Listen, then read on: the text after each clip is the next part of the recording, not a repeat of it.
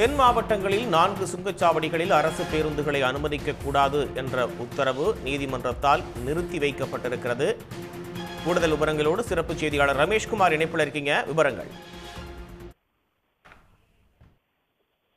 சுங்கச்சாவடிகளில் அந்த உரிய கட்டணம் நிலுவைத் தொகை செலுத்தவில்லை என்று கூறிதான் அரசு பேருந்துகளை அனுமதிக்க கூடாது என்று சென்னை உயர்நீதிமன்றம் நேற்று முன்தினம் உத்தரவு பிறப்பித்திருந்தது.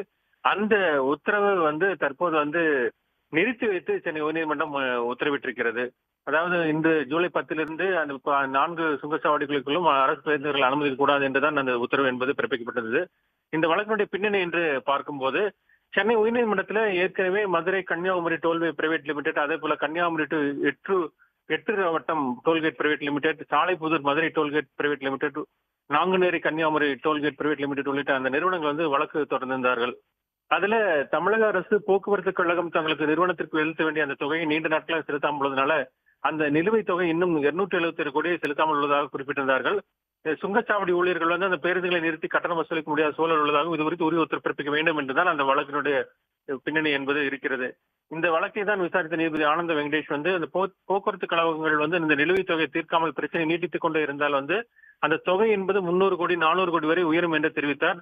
அரசு அதிகாரிகள் இந்த பிரச்சனை தீவிரத்தை புரிந்து கொண்டு விரைவாக செயல்படவில்லை என வேதனை தெரிவித்த அவர் இதனால் மக்கள் மோசமாக பாதிக்கப்படுவார்கள் என்று குறிப்பிட்டார். அது மட்டுமல்லாமல் அந்த தென் மாவட்டங்களுக்கு செல்லக்கூடிய அந்த தேசிய நெடுஞ்சாலைகள் இருக்கக்கூடிய இந்த கப்பலூர், எட்டாவட்டம், சாலைப்புதூர் மற்றும் நாங்குநேரி சுங்கச்சாவடிகள் வழியாக இன்று முதல் தமிழ்நாடு அரசு போக்குவரத்து கழக பேருந்துகளை இயக்க அனுமதிக்கூடாது என்று அவர் அதிரடி உத்தரவை பிறப்பித்திருந்தார். இந்த சுங்கச்சாவடிகளில் ஒரு சட்ட ஒழுங்கு பிரச்சனையோ அசம்பாவிதங்களோ நடைபெறாமல் தடுக்க காவல்துறை உரிய பாதுகாப்பு வழங்க வேண்டும் என்றும் கேட்டுக் கொண்டிருந்தார். இந்த நிலையில தான் உடனடியாக நேற்று அரசு கூடுதல் தலைமை வழக்கறிஞர் ஜே ரவீந்திரன் நீதிபதி முன்பு ஆஜராகி இந்த வழக்குல ஒரு நல்ல தீர்வு ஏற்பட இருப்பதாகவும், எனவே இந்த வழக்கை மீண்டும் விசாரிக்க வேண்டும் என்று கேட்டுக்கொண்டார். அதன் அடிப்படையில் தான் இன்று இந்த வழக்கு நீதிபதி ஆனந்த வெங்கடேஷ் முன்பு பட்டியலிடப்பட்டிருந்தது.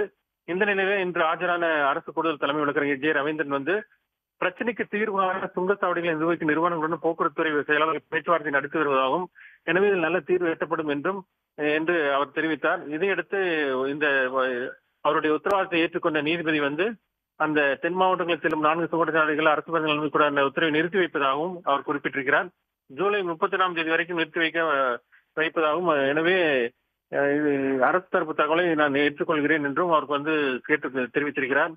எனவே அந்த பேருந்துகளை அனுமதிக்கூடாது என்று உத்தரவை நிறுத்தி வைப்பதால் வழக்கம் போல பேருந்துகளை இயக்கலாம் என்றும் அவர் நீதிபதி தெரிவித்திருக்கிறார். தகவல்களுக்கு நன்றி ரமேஷ்குமார்.